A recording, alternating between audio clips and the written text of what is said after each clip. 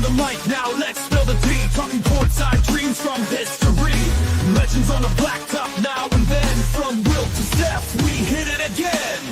Better chimes in, let's go deep. Young blood's rising, can't skip a beat. Puppy prospects with fire in their eyes. Draft night suckers and hoop dream highs. Wire to wire, bring the heat. Podcast magic can't be beat. Do better, we're roll better. We're hoop heads, trendsetters. What is poppin', y'all? It is your boy, Guard E3, and welcome to almost like a special late night edition of the N1 podcast. Of course, ladies and gentlemen, let me introduce you to the greatest of co-hosts of all time. Ladies and gentlemen, he is Mo Better. How you doing, Mo? I'm doing great on a Thursday now. I was laughing because I just saw something that just came up in the chat. Hey, Gene is wild. Hey, well, don't worry, we'll get to that in a little bit because that's a good one to talk about after Christmas.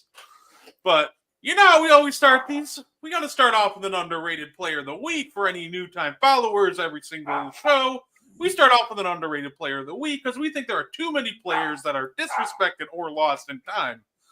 And we want to show them love. So, ladies and gentlemen, Mo, why don't you start us off, sir? You know what? I'm going to go a different route. This guy wasn't a star player. Maybe not one of the biggest names when you think about big time role players, but I called him the quiet man because he made life easier for Alonzo Mourning. Great rebounder, great defender, very long, very versatile defensively. Wasn't a big scorer, gave you about 10 or 11 a night, but a very good rebounder. Made all NBA defense 3 times. I'm talking about PJ Brown. PJ Brown was just one of those kind of workhorse, long, defensive-minded power forwards that you don't think of when you think of a Charles Oakley or a Dennis Rodman, even a Horace Grant, Buck Williams. But PJ Brown was Alonzo Mourning's right-hand man. He was there in the trenches in those crazy physical Knicks Heat because the rivalry was insane. Obviously, if you know the backstory, Pat Riley built up the Knicks again, made them relevant again. And then Pat Riley left. He actually bounced and went to the Heat, and he did something very unique. He took a formula. He had done it in New York with Ewing and Oakley, Brett. He goes to Miami, and he does the same formula again, but this time it's centered around Alonzo Mourning, PJ Brown, and Tim Hardaway. So, yeah, that's my underrated player, the quiet man himself, PJ Brown. I think that's an absolutely fantastic one, honestly. Mine, I'm going to mix it up. I'm going to pick somebody who's a rookie.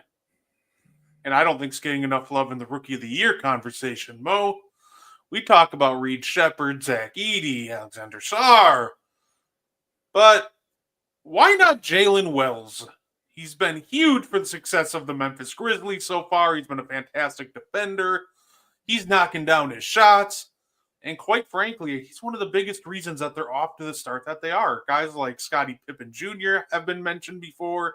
Obviously, Ja. We've mentioned Zach Edey.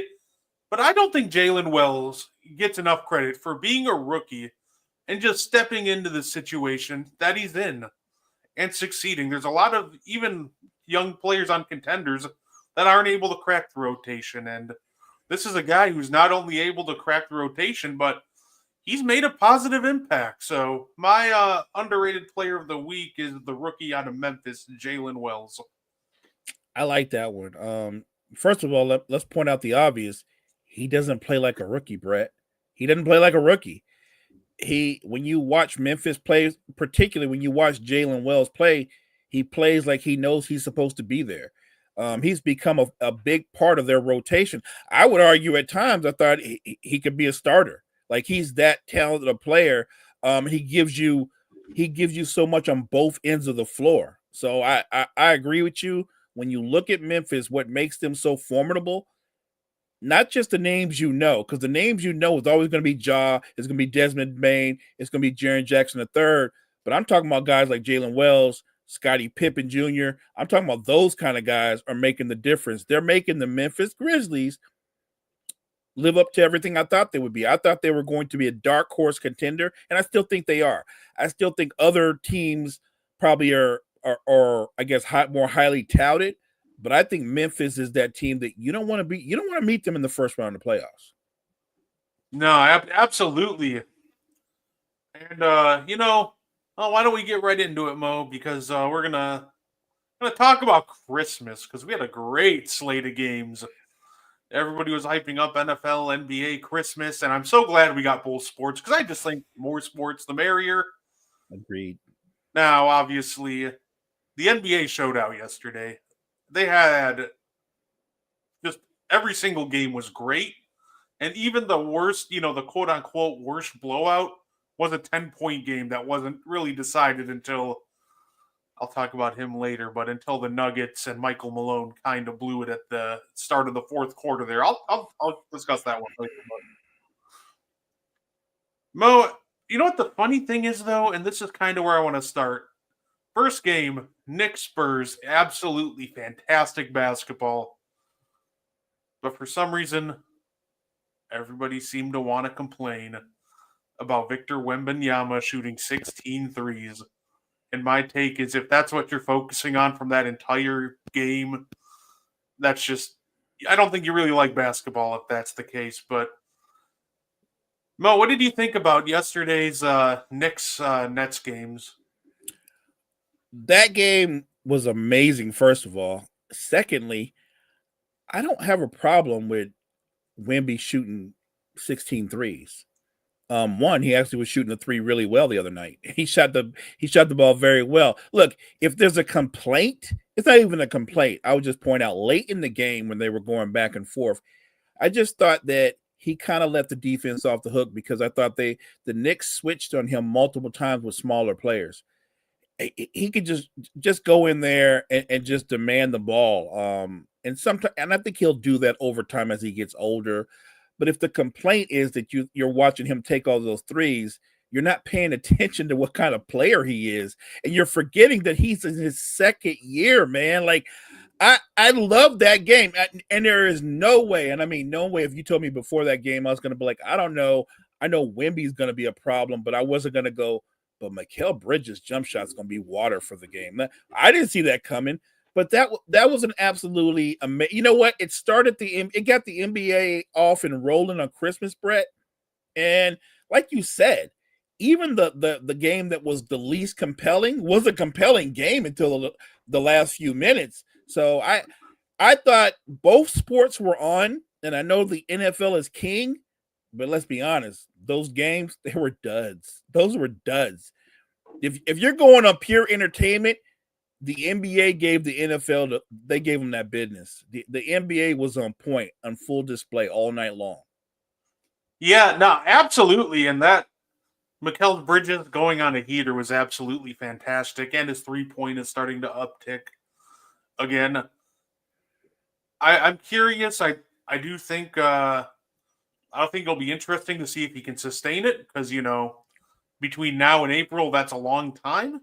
Fact. But with the way that the Knicks run their offense, he normally has smaller guys on him, and Brunson and Cat take so much attention that I think it's very possible that he sustains, his percentages here.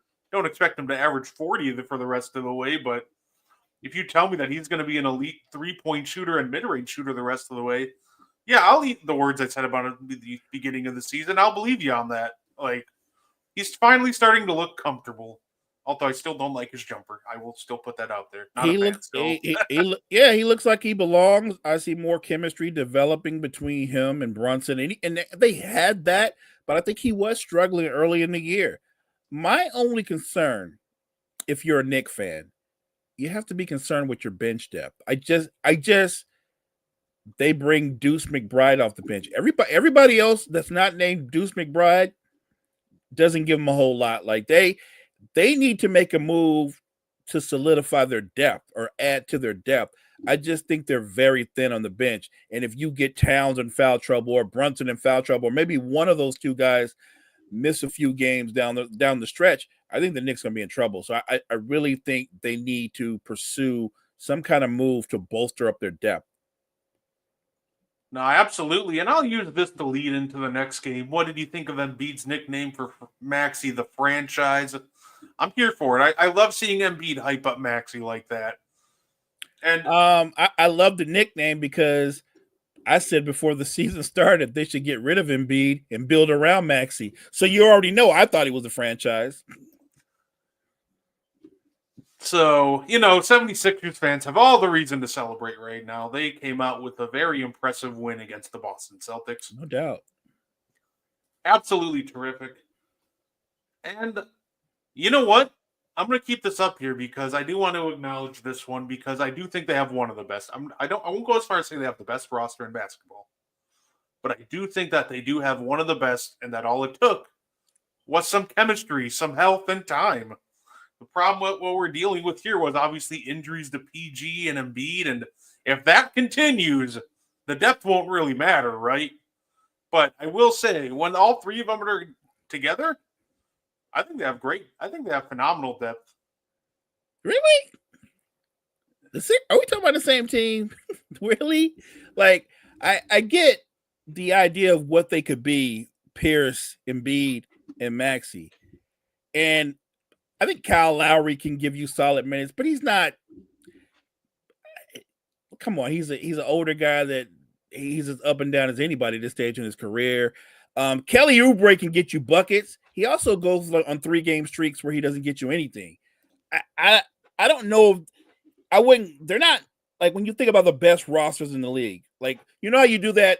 Their roster or so. I already know you're not going to take the Sixers rosters over the Grizzlies roster. You're not going to do that. You're not going to take the Sixers over the Thunder. You're not going to do that, right? Some things are real easy. You're not going to do. I'm only thinking about teams that are contenders. I would give the Sixers an edge over the Knicks because I just pointed out the Knicks they don't have a bench. They don't have a bench at all. But would I take the Sixers even over the current version of the Cavaliers? I wouldn't. I wouldn't. The Sixers are not a deeper team than the Orlando Magic. The Orlando Magic don't have their 2 best players. They're still one of the 3 best teams in the East.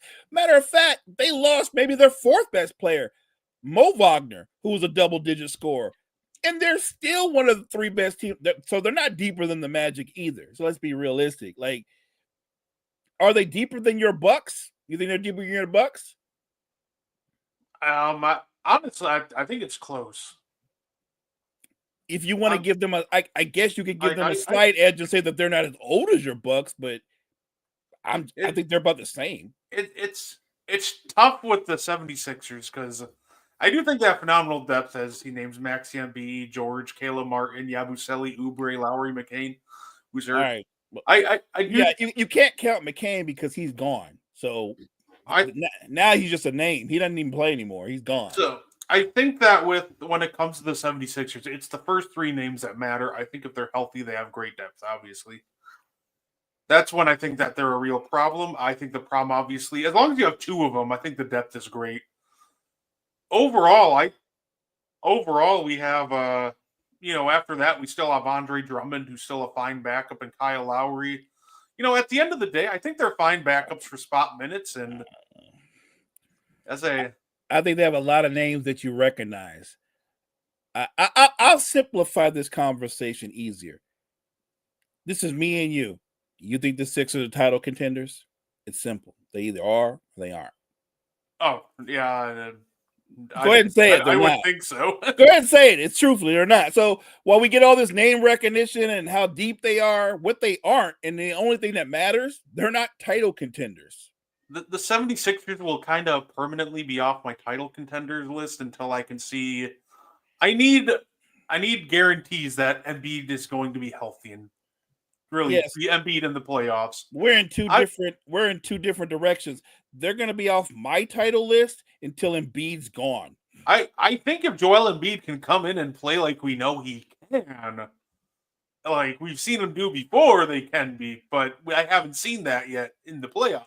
We I kind of sort of saw it last year in spurts, but now I just need the consistency. don't trust him. If he's my franchise player, I don't feel good. I don't trust him as a franchise player. I And sure, a solution could be, well, focus on Maxey, which I've already said, make Maxey the guy. But how realistically, how would that work?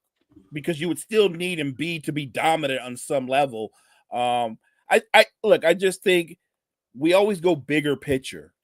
And I don't view the Sixers as a title threat.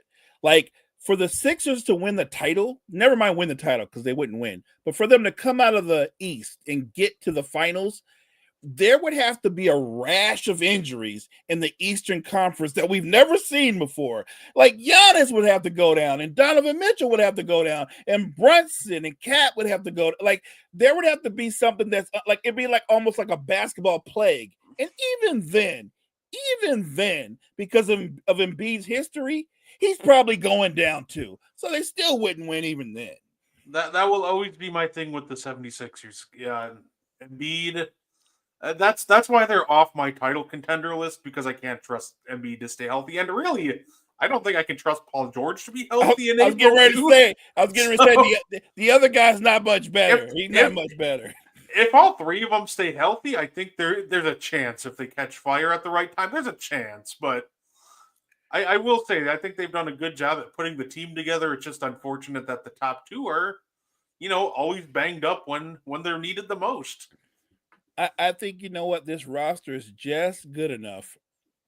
It's just good enough to break their fan base's heart. Just good enough.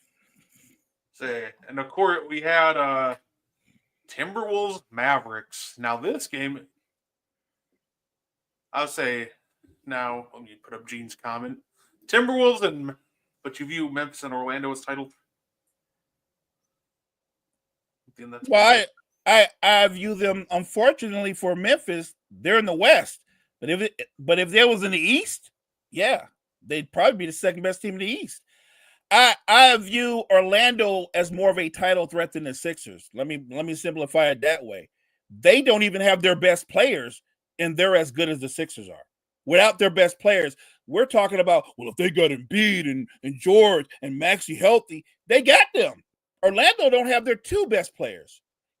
Matter of fact, I'll go you a step further. If they just had Paolo, it's over. They're better than the Sixers. Don't get caught up in name recognition. I get it. The Sixers have more memorable and more recognizable names. They're not a better basketball team. That's what it comes down to. Who's a better basketball team? Orlando's much better defensively.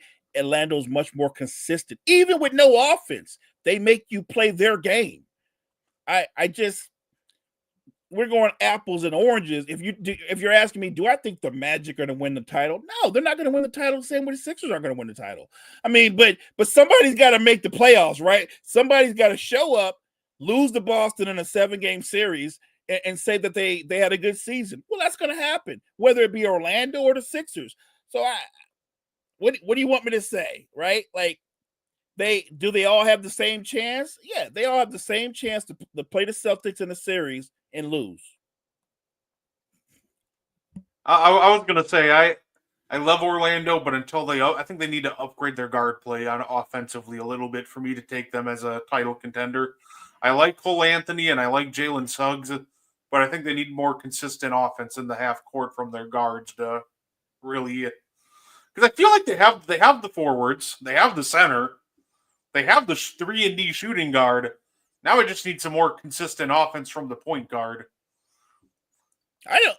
You know what? I watched the Celtics and Sixers game on Christmas, and it was a good game for the Sixers. Let me not give them credit for that, but how often is Caleb Martin going to score 26 points a game? I mean, is that norm or is that anomaly? It's an anomaly. Was Drew Holiday present? Was Porzingis there? Because if he was, I didn't even know he was there. Was Porzingis there? I don't think Porzingis played. I know Drew didn't play.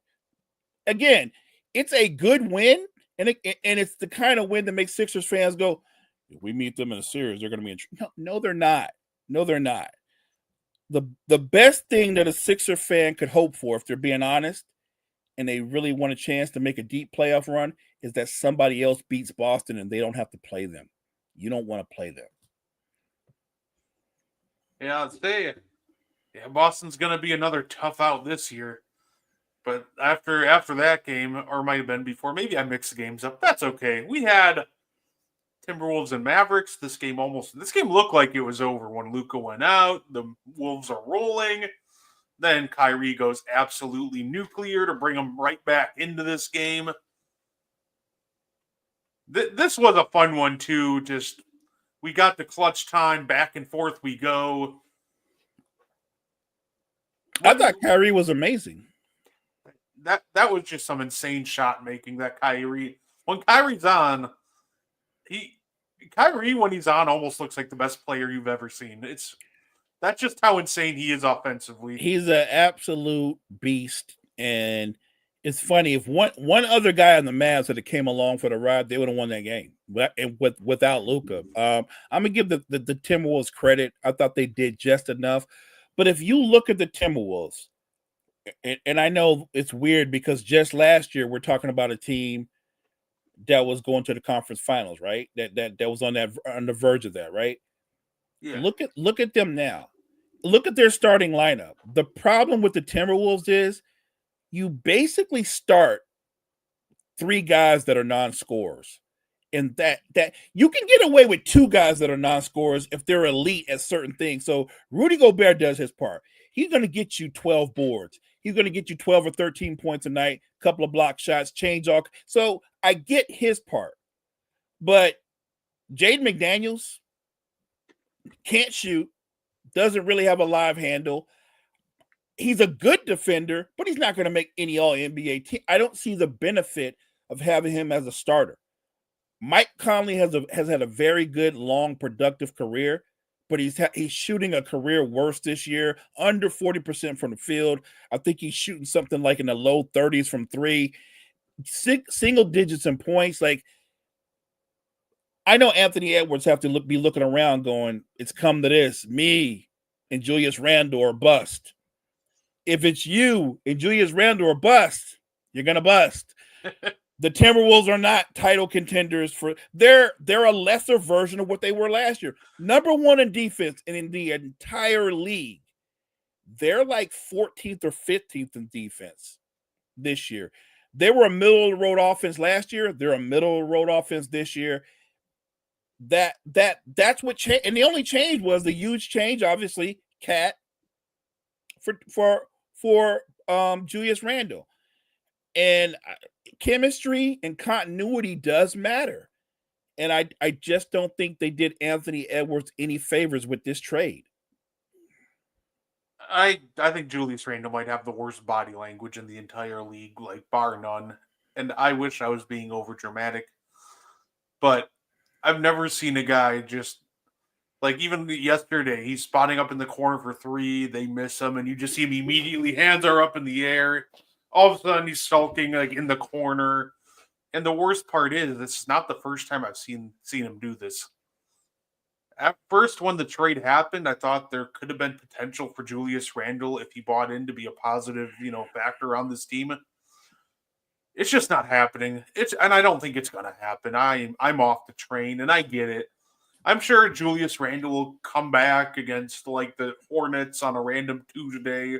He'll go for 30 and 10 and 10, and they'll be like, "Oh, in your face! Look at him. He's going to cook for us in the play." No, he's not. He's just giving you false hope.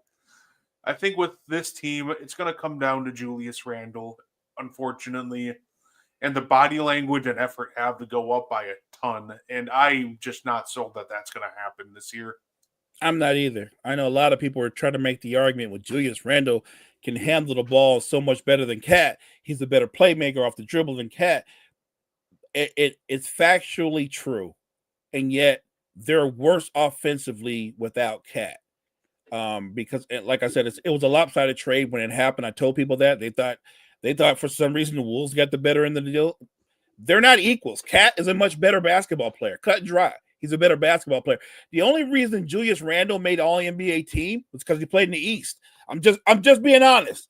If you look at the Eastern Conference, y'all don't have a lot of good power forwards. So if you can chew gum and walk, you can make All-NBA. And what I know is not going to happen, he ain't going to make All-NBA in the West. No, Actually, that's absolutely fair. I almost think that, and he would never go for this, but because I'm watching, and another big problem with the 76ers is watching their bench unit. They almost just give poor Rob Dillingham the ball and say, all right, let's see what you can do. And that's a lot of ask for a rookie. I almost think it would benefit him more if they moved Randall to the bench and let him dominate the ball there.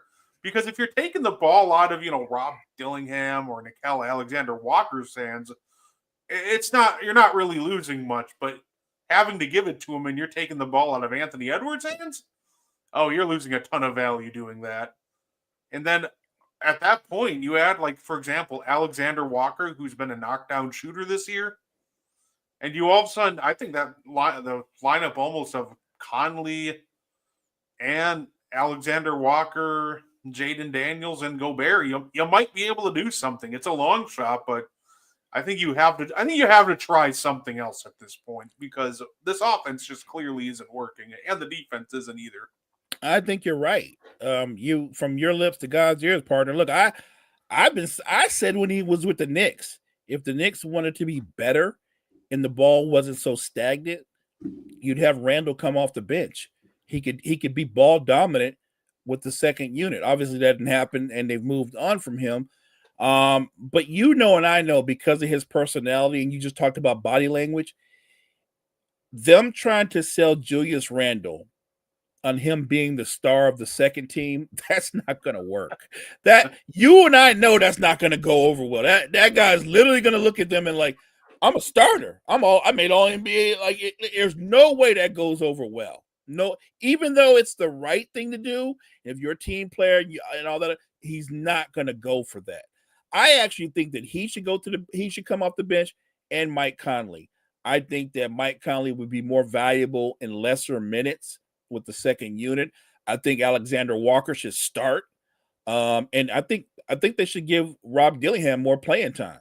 They have to do something to try to energize their offense and give Ant more space to work with. When people go, well, he's taking too many threes, I'm like, he's taking too many threes, man, because their spacing is terrible.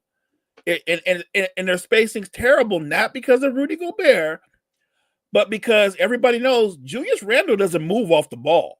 If Julius Randle doesn't have the ball in his hands, you know what he does? He watches you with the ball in your hands. But he doesn't cut. He doesn't move without the ball. It's a very stagnant offense. I think him coming off the bench, I shouldn't say coming off the bench, him in a new role as the star sixth man would actually greatly benefit the team overall. Now, like I said, good luck trying to sell him on that, but I think it's the right thing. If that doesn't work and you present that to him, Brett, let me ask you this. If you say, Julius, this is what we want, this is what the team needs, you're still going to get your shots, you're still going to get your touches, but we need you in this role. And he still's like, no, I'm not doing that. Do you move him? Because I know I would. I think you do. If you can get assets for him, why not? Because I know one of the big things they're like, then you can get free agents.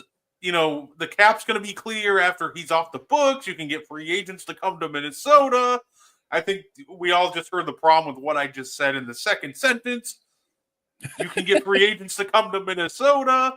I promise you, no free agents are coming to Minnesota.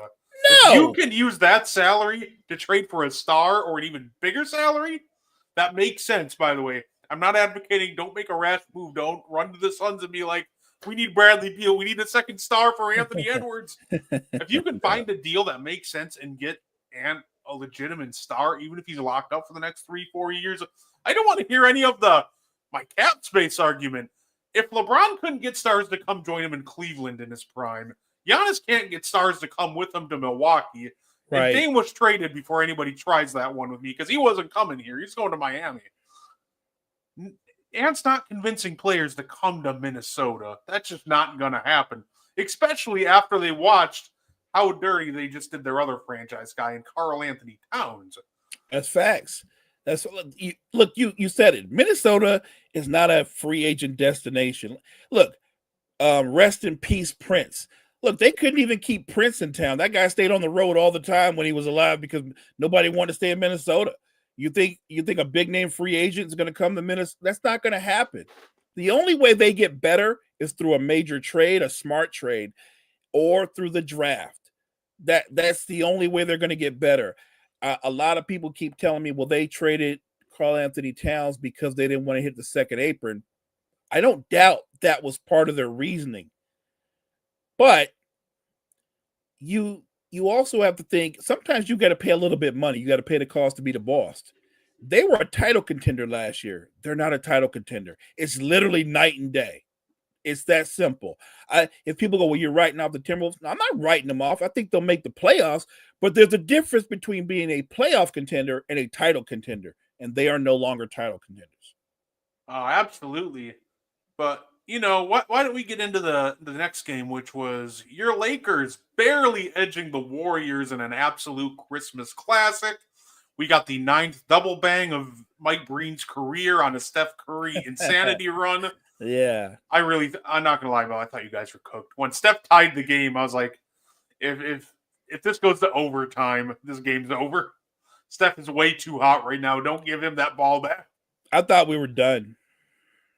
But credit Austin Reeves. He straight up beat Wiggins using a good old fashioned triple threat, got him off balance, and took him to the hole and scored. I want to give AR Austin Reeves all the credit for the way he attacked the hoop. He kind of lulled Wiggins to sleep, and then he attacked. On the flip side, that was horrible defense by Andrew Wiggins. Horrible defense. You're quicker, you're longer, you're more athletic, and he didn't cross you. He just blew by you. Like, at a minimum, Wiggins, you got to contest that. Even if it's called offensive goaltending, you got to make a better attempt. The game is literally on the line, man. You got to do better than that. It's weird, right? Because I'm always rooting for Andrew Wiggins to play well because he's a good player. I just think sometimes he can be his own worst enemy sometimes. He's got to be like one of the most maddening players in the history of the NBA. If you're a fan base, there are so many times if you're a Golden State fan that you've cheered and rooted for Wiggins. And then there's other times when you've looked at him and gone like, we got to trade him tonight. Like he's that maddening a player. That said, do I think Andrew Wiggins in a trade would have value? Sure, because anywhere he goes where he doesn't have the responsibility of being the first, second, or third option, Andrew Wiggins will thrive. You can book him for 16 points a game, 5 rebounds, and solid defense. But if you're bringing him in there like, we just got Wiggins, y'all in trouble to be like a star, you've made a mistake. That's just not who he is. Look, it was a great game. Loved it. Steph scared the bejeebies out of me. At the same time, while scaring me, he excited me, right? Because only Steph could do what he did, Brett, with those two. The one shot almost looked like a horse shot. And it was insane, the one from the corner. And it just blew my mind. And I was like, oh no, here he comes. And when he hit the other one, I was like, we're in so much trouble. We can't go to overtime. I was so scared. But again, shout out to Austin Reeves for being a dog and getting after it and making a great play. I know how you felt because I had that same exact reaction to a certain shot. KD with his toe on the line in Game 7 of the Eastern Conference semis. Okay. Part of me was like, oh no, oh my goodness, oh I'm so scared. But then I was like, okay, that was a sick shot. It's like I don't know how to feel right now, but guys, let me ask you this real quick. I know I know Golden State lost, and I think they're 3-7 in their last 10 games. Do you think Golden State should stand pat on their current roster and think we can turn it around, we'll make the playoffs? Or do you think Mike Dunleavy, who's now the GM, should go big and try to make an impact move to give Steph one more shot at making an actual run? Yeah, you go big. I don't think this is a question. I don't like the 2 timeline strategy per se. I think when it comes to certain players, you just owe it to them to go big all the time. Like Giannis in Milwaukee. But obviously, who we're talking about right now, we're talking about Steph. If you can give him one more real chance at a ring, you owe it to him. Give it to him. He's given you 4. And he's taken your franchise to be one of the most valuable franchises in the NBA. He's made them a boat ton of money. So if Steph wants to go all in for one more ring, and there's a good deal on the table to get him some real help, ship Kuminga off tomorrow or Moody or whichever young player, because at the end of the day, I think you just really owe it to Steph to just go full bore until he's ready to either step down and be your mentor or he retires. I think you echo my thoughts, because the only thing that would stop me from making a big move or going big, Brett, is if I looked at my roster and said, I see the next guy on my roster, right? The next guy. I don't see the next guy on their roster. Kuminga's going to be a guy that can score from here and there, but he's not that guy. He's not a franchise player. I don't even think he's a perennial all-star. I just think he's going to be a really good player, but he, in terms of what people want to project him to be, I don't see it. Yeah, no, absolutely. And the last game, by the way, in this game, I immediately found my do better with Mo better moment of the game. What was Suns, that? Nuggets. The moment was, you're the Nuggets. It's like a 5-point game going into the fourth quarter. And I'm watching you run out DeAndre Jordan to start the fourth. And I'm like, dude, this is still a game. What are you, like, Jokic can't be off the court right now. I get it. He needs the rest. But at the end of the day, like, DeAndre Jordan can hardly move. This is the lineup they ran at the beginning of the fourth, and I was like, Michael Malone, you got to do better. Jamal Murray, Christian Braun, Michael Porter Jr., Julian Strawther, DeAndre Jordan. That can't happen. In a close game, I thought that was terrible coaching. I thought he was pretty terrible with the rotations yesterday. And I think going forward, he's really just got to be better with rotations and almost pick and choose where you rest Jokic better, because when the game's still in reach like that, you can't afford to be putting DeAndre Jordan out there. At least bring in Jokic, let him bring the game closer for you. At least let him tie the game, because they were doing obviously very well in the Jokic minutes. I have no doubt they could have tied the game or taken the lead.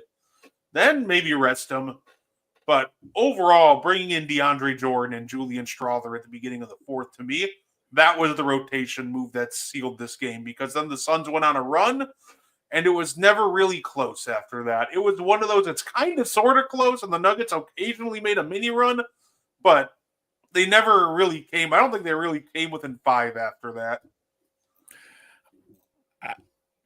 My problem with the Nuggets is they're suffering from the same thing that the Knicks are.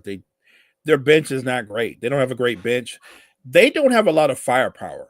And that's a problem for them, because they need Joker not to be, he can't get away with being great, Brett. Like, great would be, Joker went for 28, 12, and 12.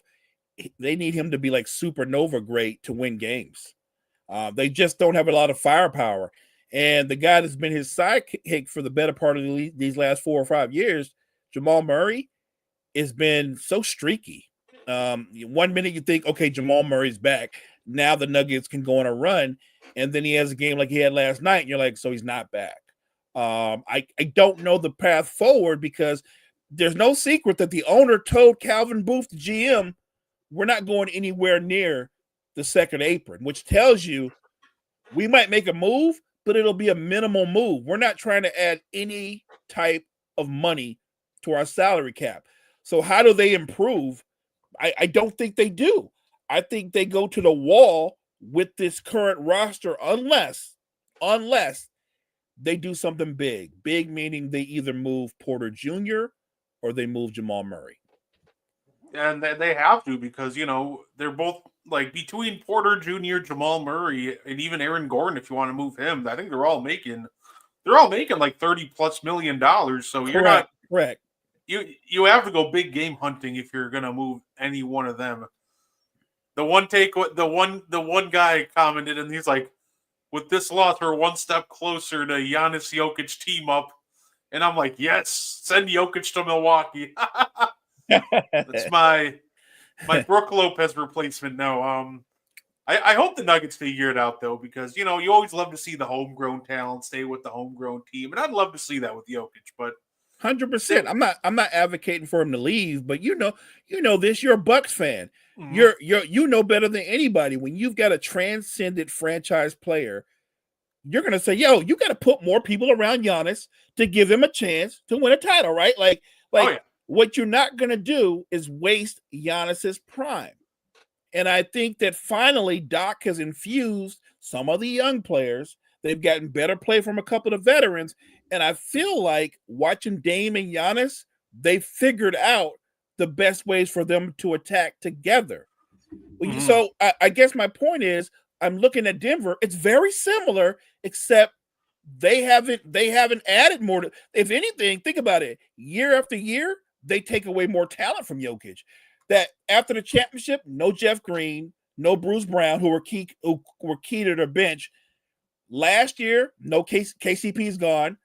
They haven't added. I mean, yeah, I'll give credit where credit is due. I think Russell Westbrook has actually been surprisingly good for them coming off the bench, but I don't want to rely on a 36-year-old high energy, streaky shooter at best point guard to be, I guess, my most consistent production guy coming off. I don't think that's a formula for success. They've got to, you always say go big. You just made that point about if you had to for Steph. Don't you have to do the same thing for Joker? Go big. You have to go, it's either Jamal Murray, and you brought it up. All three of those guys have max contracts. Move one of them or move two of them and get back assets that fit Joker's skill set. Even if you don't get back like a star at this point, even like a 2 or 3 new rotation pieces that played well on Joker is probably at this point 100 times better than whatever Jamal Murray's doing out there. Oh, I agree. If you trade Jamal Murray, I can hear Nuggets fans go, "Well, you got to get back a star." I'm like, no, you don't really have to. You could get back two guys who individually aren't better than him, but they could both be better fits for Joker. Yeah, and it's some that does work. We've seen star players go for multiple role players, and it just work out very well for the other team. Nobody doubts how great Adrian Dantley is, but when the Pistons traded him for Mark Aguirre, that was absolutely fantastic for him. Random basketball historical trivia right there.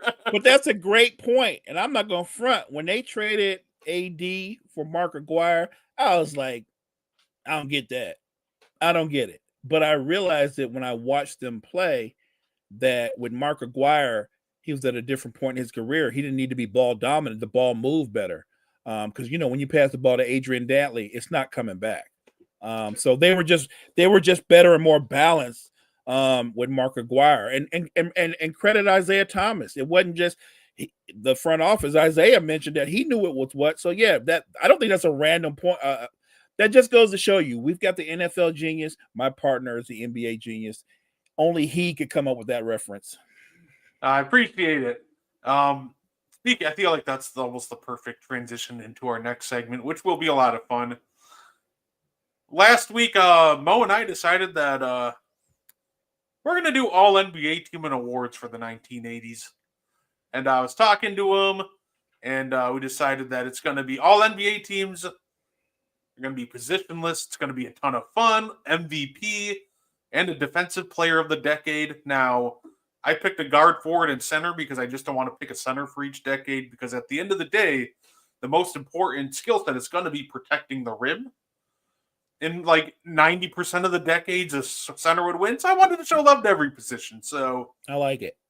We're going to show love to everybody. By the way, speaking of 80s and 90s players, I was watching Ron Harper's son, Dylan Harper, who's in college right now. He's actually going to be one of the top 5 prospects in the draft. He can play. He can absolutely ball out. I see a lot of almost like just his stop and start action, just his shot creation ability. I almost see a lot of like Jalen Brunson in him. He looks really good for, I believe it's Rutgers. Do you think is he a top pick in the draft, or where do you have him? I know usually you don't do your college picks, or as we call them, what is it?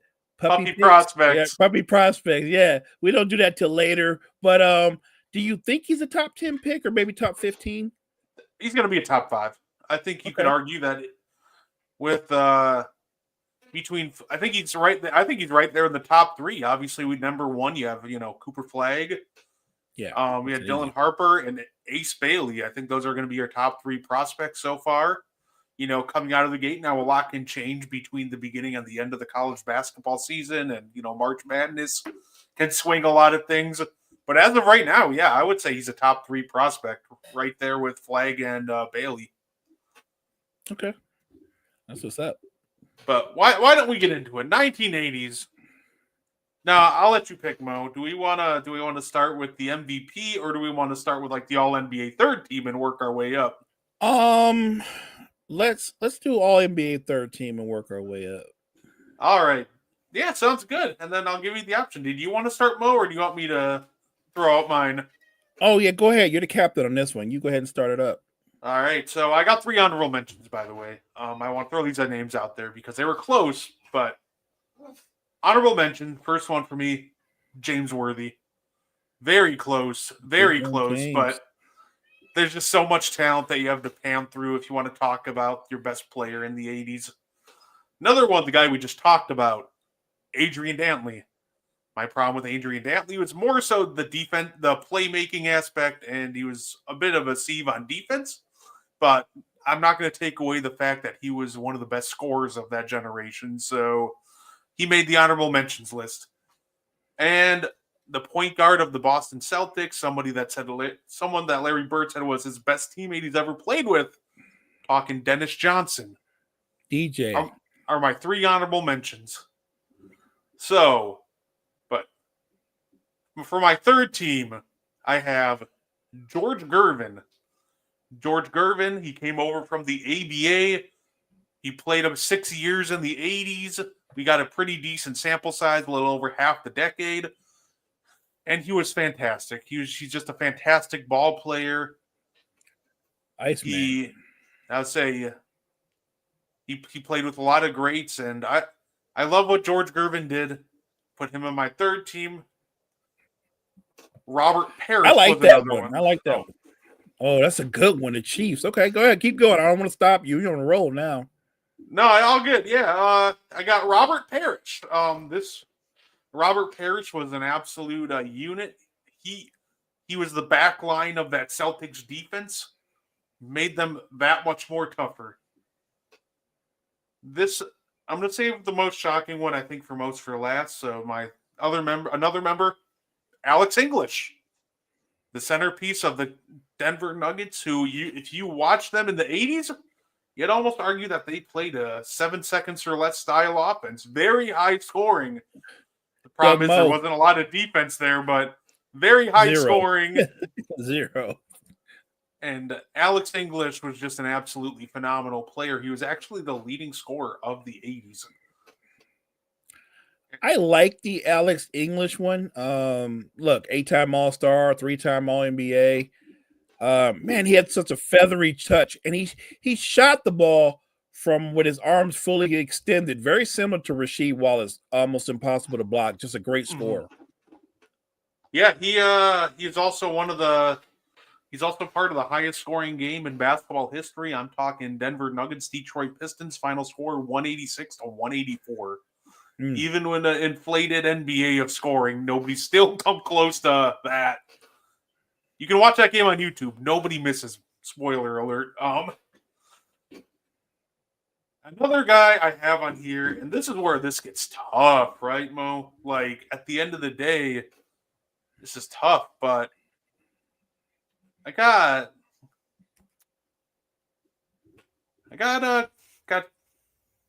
Charles Barkley. Now this was tough. You got the Chuckster third team. I got you. It was tough because I don't think it's a surprise this guy's going to be on there. For me, this one came down to Kevin McHale or Charles Barkley.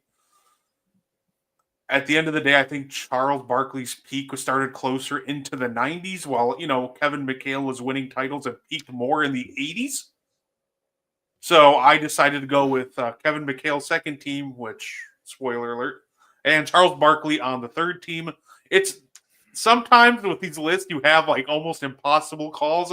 This was like one of my first ones where I'm like sweating over it. That's a tough one.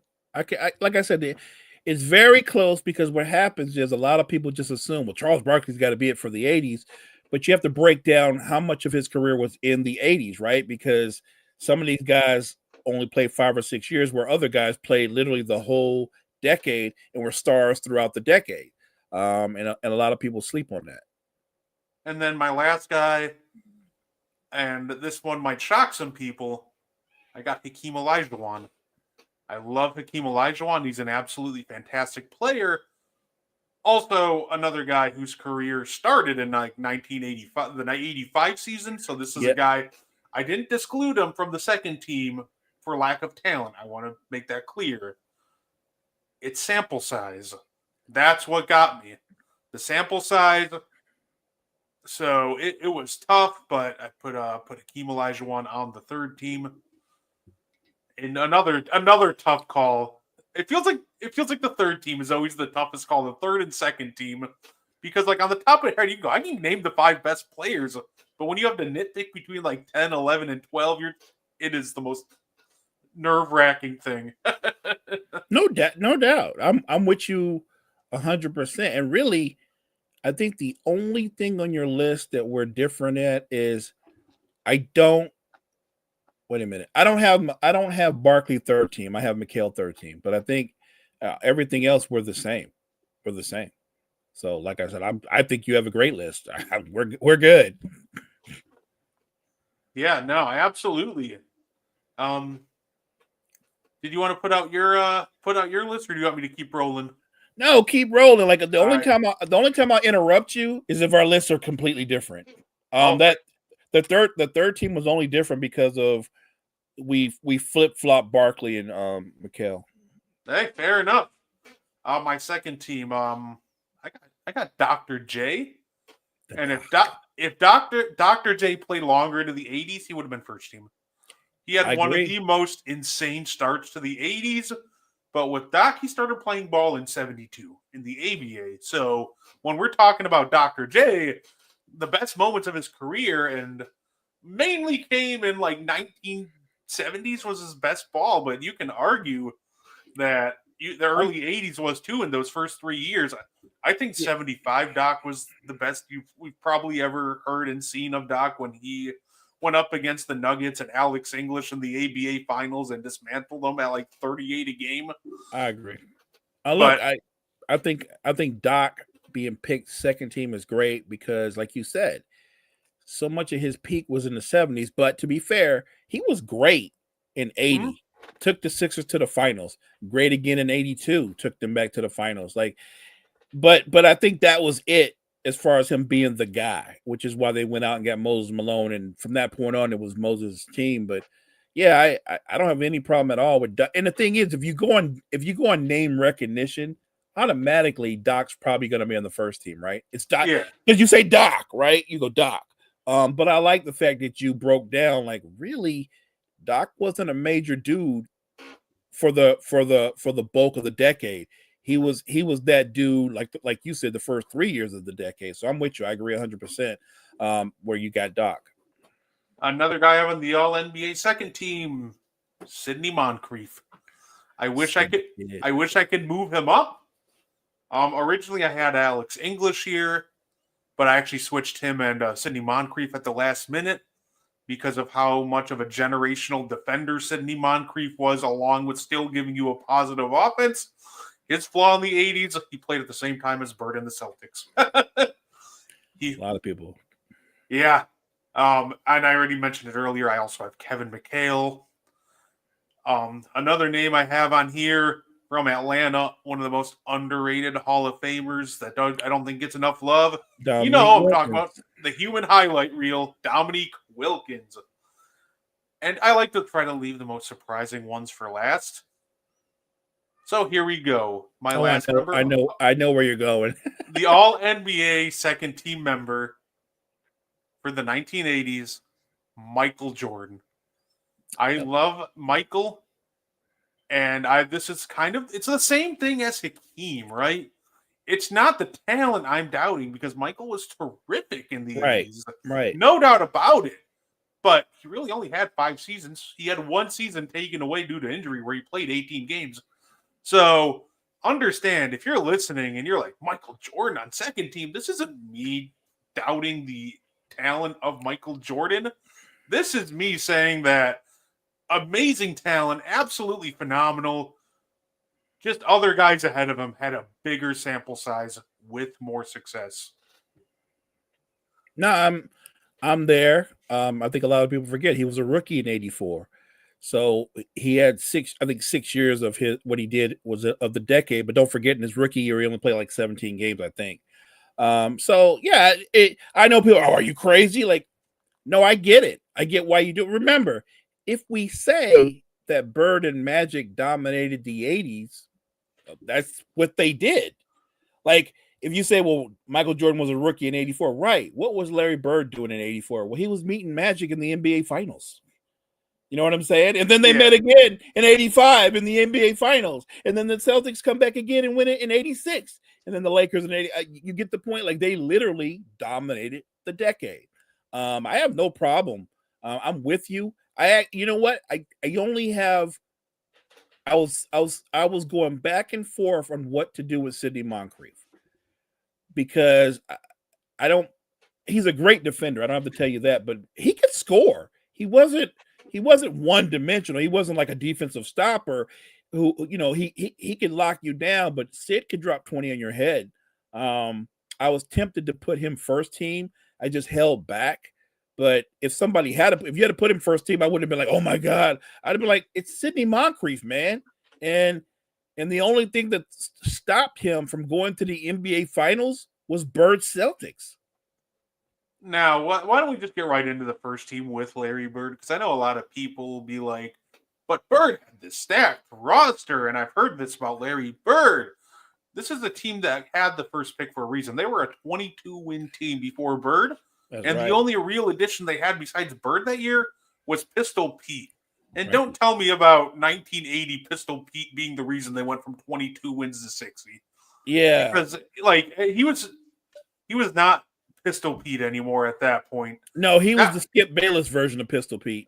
Exactly. At the end of the day, Larry Bird, and I don't think this will surprise you, I got Magic Johnson on the first team.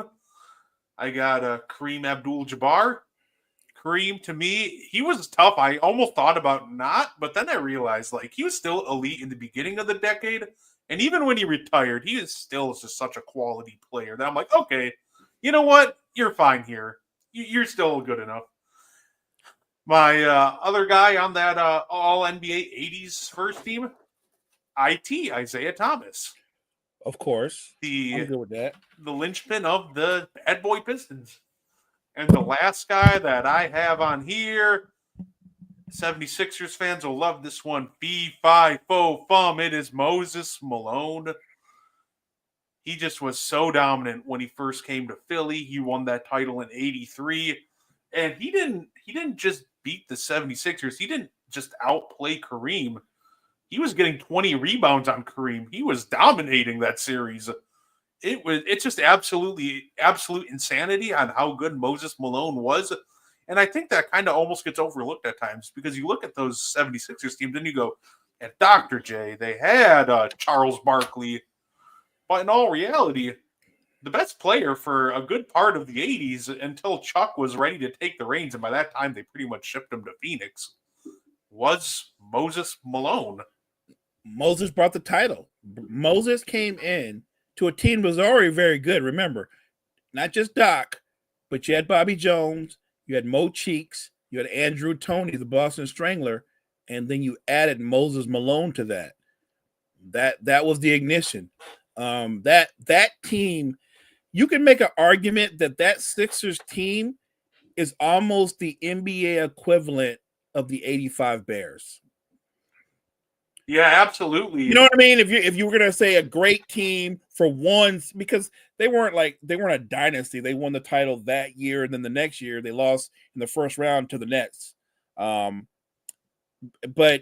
if you just said for that year, And remember Moses Malone before remember it was the whole 4-5-4. Yeah, that was a dominant team on offense, and they were very good on defense as well. So I actually like that you put Moses and Kareem. You just went positionless. I thought that was really smart. I already obviously anybody that knows basketball knew Magic and Bird were on the first team. That if that would have been a stunner that neither one of them made it. I like that you had Isaiah on there. I think you picked a perfect first team. Like I was getting ready to say, I was like he picked because when you said Kareem, I was like, man, he didn't have Moses Malone on none of the teams, and then you said Moses. I was like, oh, that's what you did. Yeah. That's why I made sure to ask before we started the exercise, like, are we doing positionless? Because I was like, I knew Moses was gonna be here. Position wise, if we're doing obviously regular old all NBA format, okay, second team behind Kareem. Right. Positionless, now he's first team in my opinion. So he was the guy that benefited the most out of deciding to go positionless. Because to me, I did mix around a lot of these. But that first team, I pretty much stayed the same the entire time. I threw those first 5. I kept digging deeper, and I switched some stuff on the second and third team. But the one thing that ended up staying consistent in the end was the first team. So I love your first team. And initially, I didn't have the combination on mine of Moses and Kareem, because even though I'm a huge Kareem fan. I thought Moses, it was more his decade. I'm just talking about in an individual sense. Like Moses Malone won 3 regular season MVPs in the 80s, took a team to the finals in the 80s, and then took the Sixers to the finals and was finals MVP. I just thought on an individual level, obviously Kareem had much more team success in the 80s, but that was my hanging point. But the way you did it makes better sense. I mean, you got greedy. You went and put both of them on there, right? For my defensive players of the decade, for the guard spot, we mentioned him earlier. I got Sidney Moncrief. Yes, I don't think that was ever in question. I'm there. The center position was tough for me. Let me guess. Let me try to guess. I know you're probably going to tell somebody different, but you said in terms of shot blocking and rim protection in the 80s, this guy's name doesn't get mentioned a lot. In history, he gets lost in time. You're probably going in another direction, but I'm thinking of the big guy from Utah, Mark Eaton, right? Like Mark Eaton was dominant. Didn't he win DPOY like 3 times or 4? Maybe I'm wrong, but I'm going Mark Eaton. But maybe I'm wrong. I'm throwing it out there. No, that's fair. I had it down to Mark Eaton, Hakeem Olajuwon, or Robert Parrish. This one was almost impossible.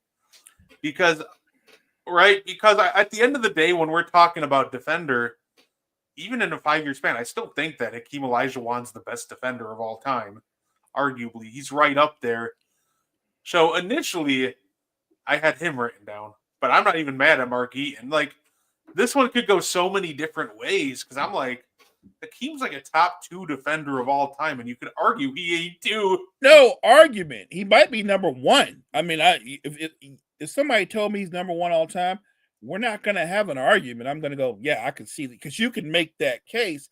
I only threw Mark Eaton out there because I think he was in the decade long. Obviously, not as good a player, but I'm specifically talking about the defensive end of the side of the court. When you play Utah, you wasn't getting a lot of shots at the basket. Mark Eaton might not have been the most athletic guy in the world, but the guy had great timing, and he was probably doing verticality long before verticality was a thing.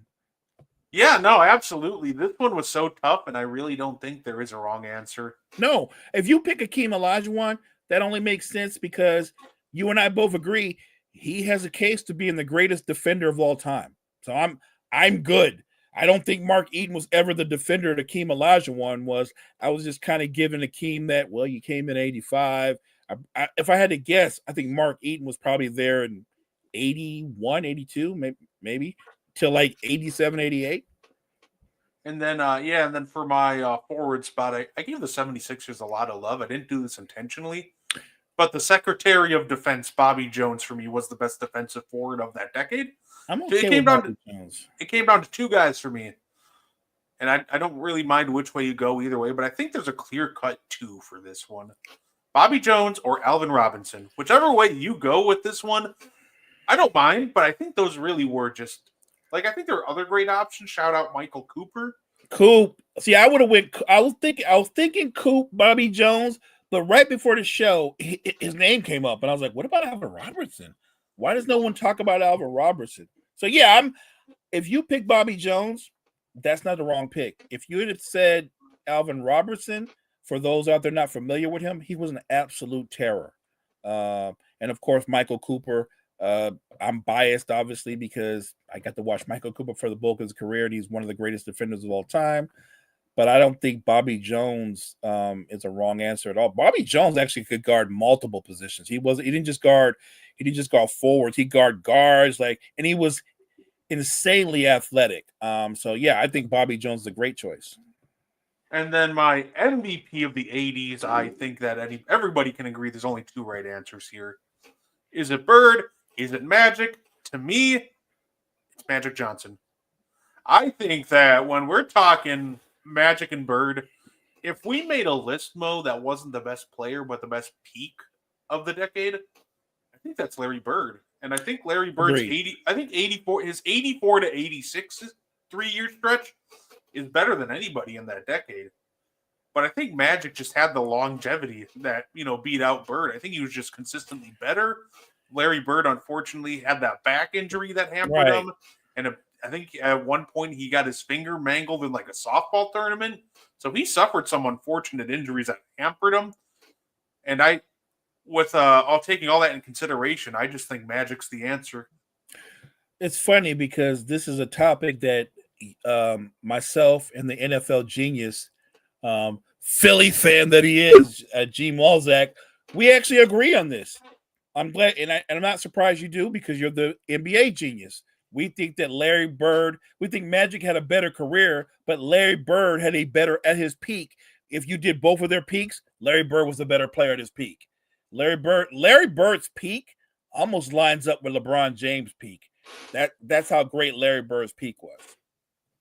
Yeah, and it's funny because I put down some numbers for some of these guys, and there's one stat that it's called win shares. It tries to estimate how many wins you added to your team throughout the decade. And that says the exact same thing. Because for the entire decade, Magic beats Bird in win shares by 136 to 133. But in their peaks, which for Magic, I had 86 to 88 because I feel like that 87 was true peak Magic. Right. Bird beat Magic by 42 to 45 wins added. So that totally lines up. It that's what I was thinking, and then I started looking at this like, oh yeah, look at that. This lines up perfectly with what I was thinking. Like, to me, that's no statistic is perfect, but when the eye test and stats match up perfectly like they did with the win shares, I was like, you know what? I think I made the right call here, but if you argue me, Bird, I'm not going to really fight it too hard. Like I said, I always give Larry Bird his flowers. Magic's my favorite player of all time, but I never let my fandom override my knowledge of the game. Larry Bird at his peak, if we're doing you want to do that peaks argument, Larry Bird's going to be a lot of people at his peak, including Magic Johnson. I think Magic had a greater career, but there's no question that the best version of each player, Larry Bird was the better basketball player. Yeah, no, absolutely. I'd say, well, I hope you guys enjoyed this. I hope you guys enjoyed that because we plan on doing it for each decade. So next week, the 90s should be insane. I think the 90s is going to be insane. Yeah, no, absolutely. Like I said, for me, it's so easy to do like the first team because I'm sure off the top of our head we can figure out who the first team for the 90s is.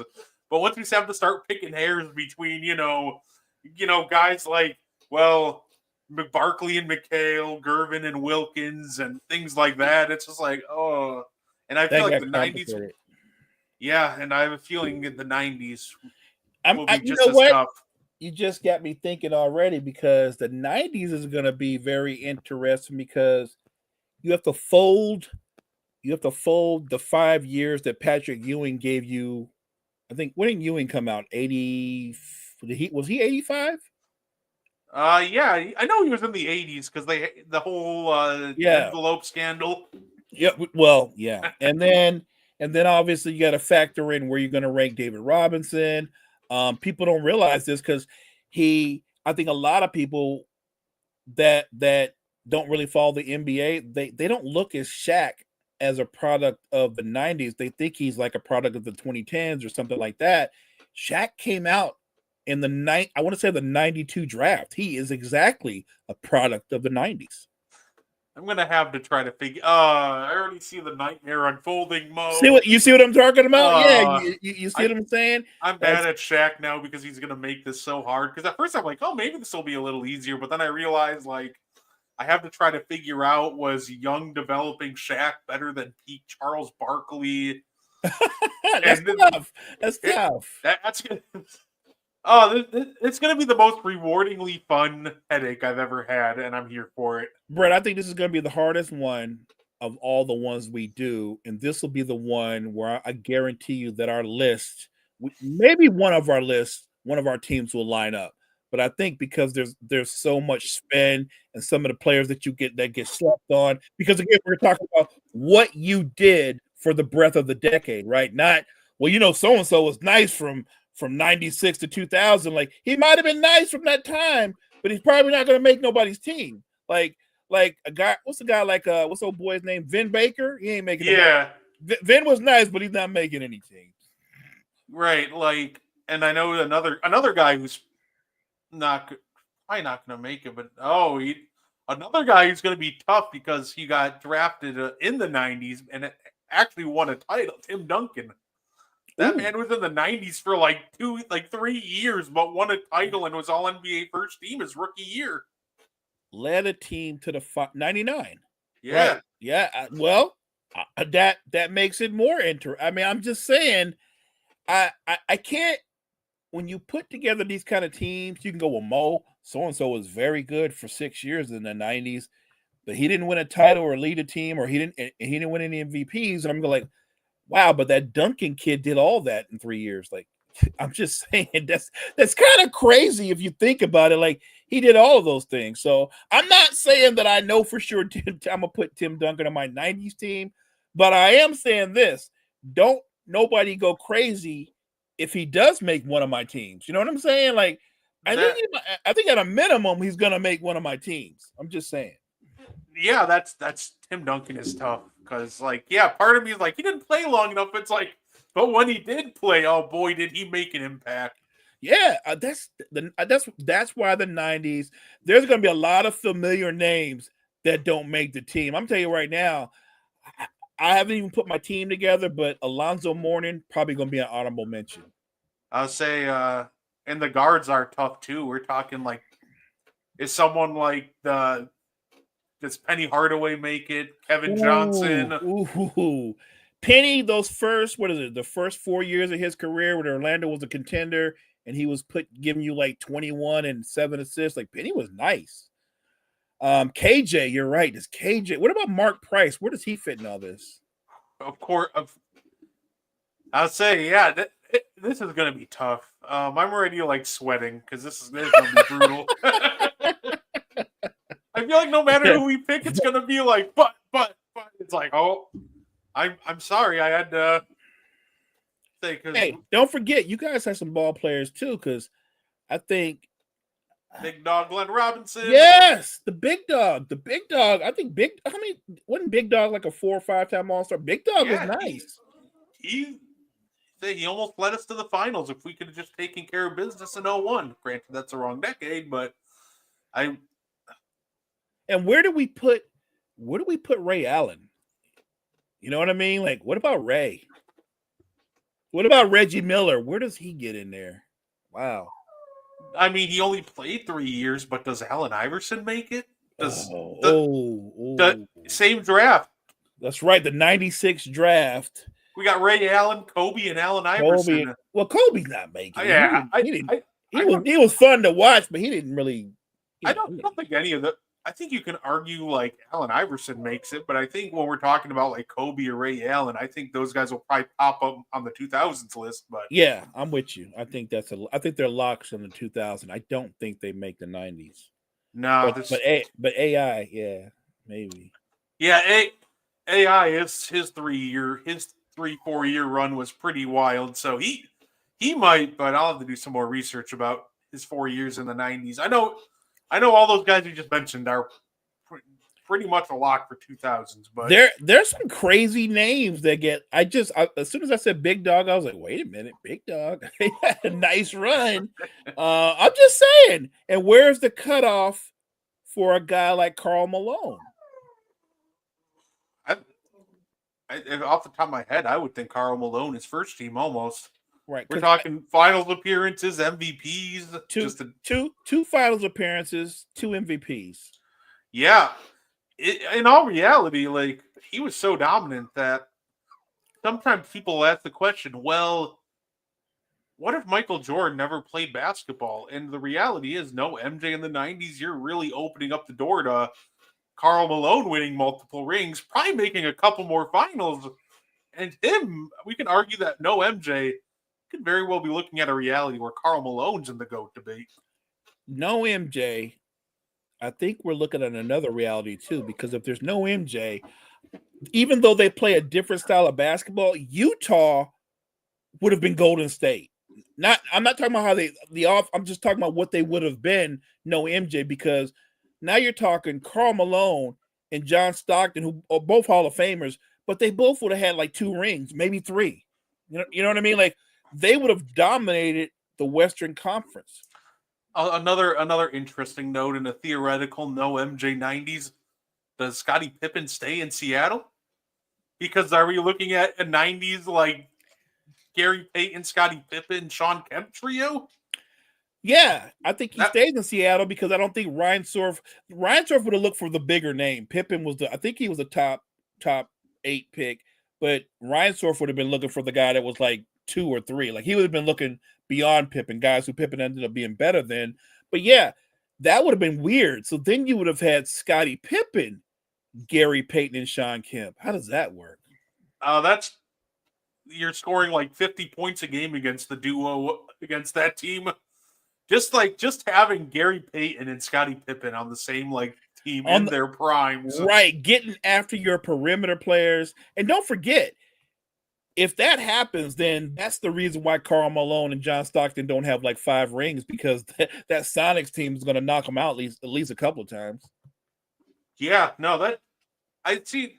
Those are the theory. I'm not going to lie. Let me ask you this, because it's theoretical. But if that did happen, because careers play out differently a lot of times, literally because of where you get drafted, right, or where you go. If that did happen, do we get the same Scottie Pippen that we got in Chicago? Would Scottie Pippen be the default best player on the Sonics? I'm just saying he didn't come in a finished product as a rookie, like the perception that some of these silly people say when they go, well, Jordan didn't win until Pippen got there. Right. Pippen walked in his rookie year, split time with Brad Sellers, averaged 7 points a game, and that's why they won a playoff series. But I digress. Yeah. Would he have been the same Scottie Pippen if he comes up under Gary Payton, and I guess that would have been George Karl's leadership? I don't think he's the same player, but I still think he's elite regardless. I still think he's a Hall of Famer, but I don't think he's as dominant as he was under the tutelage of Phil Jackson and Michael Jordan. I think the triangle was just such a perfect fit for Scottie Pippen's skill set, and it maximized all of his best abilities: playmaking, defense, and it allowed him to do attack mismatches when he had them. So overall, I think he's still a Hall of Famer. I think that highly of Pippen, that with or without Jordan, he develops into one.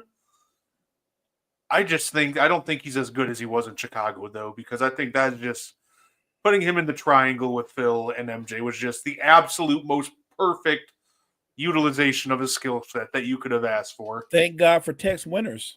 Let me ask you this, though. Does that trio, even if it's not in a triangle and it's different, do they win at least one title? Peyton, Pippen, and Kemp. Yeah. Yeah. Okay. Yeah, they made it. They made it to face MJ once, and now if we take that team, assuming Pippen's still who Pippen is, Right. I don't think anybody would have beaten them coming out of the East, not named the Bulls. And obviously the Bulls, they had Pippen, but if we're taking Pippen off the Bulls and putting him on the Sonics and taking away MJ, So then the matchup would have been the Sonics more times than not, probably against Ewing's Knicks. Yeah, that would almost be the biggest benefit. I think almost the people that benefit the most probably would be. I think number one is Karl Malone because then he has a GOAT case if there's no MJ. And Patrick Ewing would be number two because even if he didn't win a title, what people in New York could have said was Pat took us to three finals, right? He went to three finals, which is like, yeah, Patrick Ewing was a great player, but yeah, the narrative changes because Malone benefits the most for sure, but Patrick Ewing benefits because he makes it to multiple NBA finals. I'm not saying he's going to win them, but he would have made it to multiple NBA finals.